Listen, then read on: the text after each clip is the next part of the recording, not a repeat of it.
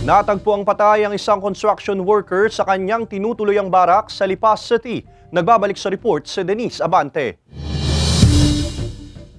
Wala ng buhay nang matagpuan ang 37 anyos na lalaking ito habang nakahandusay sa kanilang tinutuluyang barracks sa isang subdivision sa Lipas City. Sa investigasyon ng pulisya, ang kapwa katrabaho nito sa construction site ang nakakita sa biktima na kaagad itong inireport sa otoridad. Posible umanong nakuryente ang biktima ayon sa pulisya. Doon sa kanyang kinalalagyan, malapit sa kamay niya, ma'am, naka-expose doon yung isang plug ng grinder na ginagamit niya sa construction.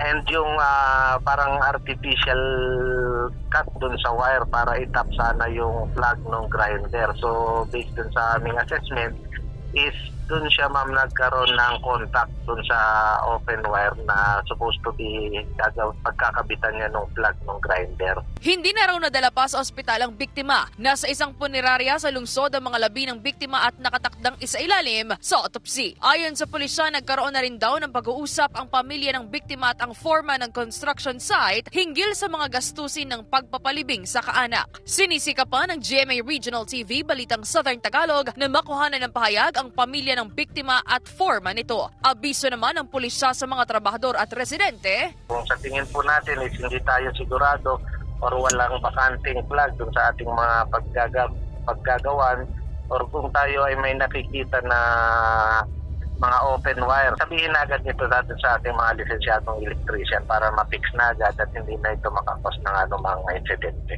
Denise Abante, Balitang Southern Tagalog.